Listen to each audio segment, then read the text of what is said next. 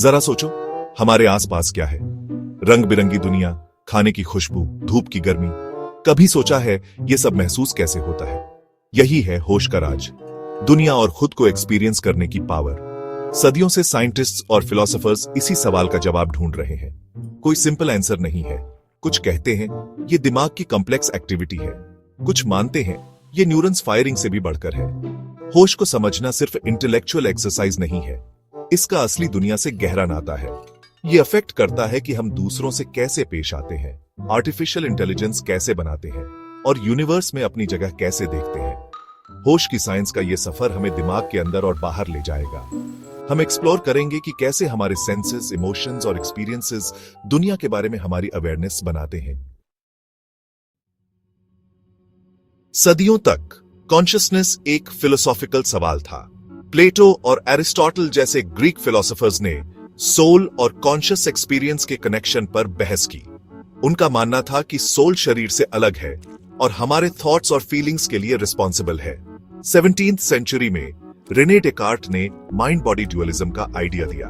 उनका कहना था कि माइंड और बॉडी अलग अलग चीजें हैं। उनका मानना था कि माइंड नॉन फिजिकल है और बॉडी के बिना भी एग्जिस्ट कर सकता है। लेकिन मॉडर्न न्यूरोसाइंस का नजरिया अलग है। यह बताता है कि कॉन्शियसनेस दिमाग की कॉम्प्लेक्स एक्टिविटी से पैदा होता है। स्टडीज से पता चलता है कि ब्रेन के कुछ हिस्सों को डैमेज होने से कॉन्शियस एक्सपीरियंस पर बहुत असर पड़ता है। आज हमारे पास कॉन्शियसनेस स्टडी करने का साइंटिफिक तरीका है।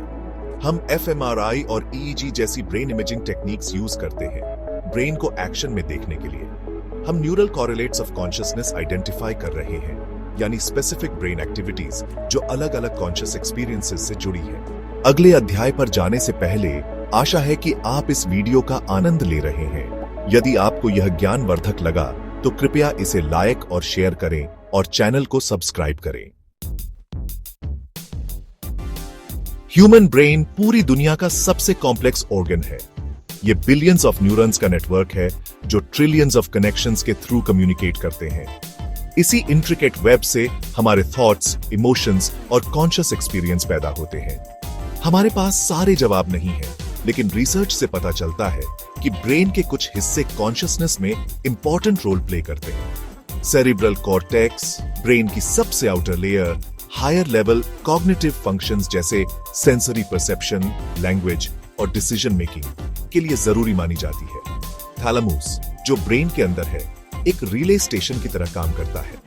यह सेंसरी इंफॉर्मेशन रिसीव करता है और कॉर्टेक्स के दूसरे पार्ट्स को भेजता है। कुछ साइंटिस्ट्स मानते हैं कि थैलेमस अलग अलग सेंसरी इनपुट्स को एक यूनिफाइड कॉन्शियस एक्सपीरियंस में बाइंड करने में की रोल प्ले करता है।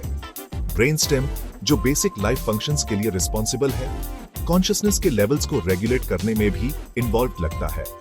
ब्रेनस्टेम के डैमेज से कोमा हो सकता है, जो कि गहरे अनकॉन्शियसनेस की स्टेट है। सेक्शन 4, दिमाग के परे शरीर और होश का रिश्ता। Beyond the brain, the body's role in consciousness.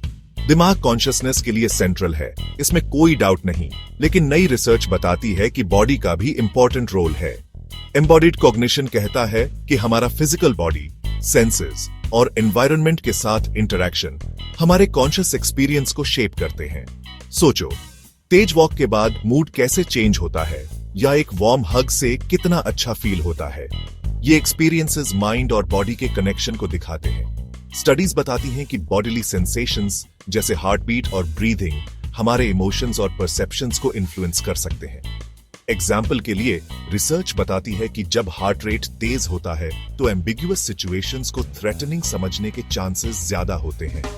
Embodied cognition brain के इंफॉर्मेशन प्रोसेसर होने के ट्रेडिशनल व्यू को चैलेंज करता है।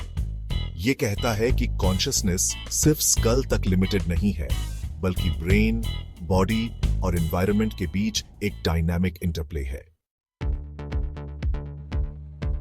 सेक्शन 5, होश का भविष्य, नई खोजें और ethical problems. The future of consciousness, exciting discoveries and ethical dilemmas. जैसे जैसे हम कॉन्शियसनेस के मिस्ट्रीज में जाते हैं, एक्साइटिंग पॉसिबिलिटीज खुलती हैं और कॉम्प्लेक्स एथिकल प्रॉब्लम्स सामने आते हैं।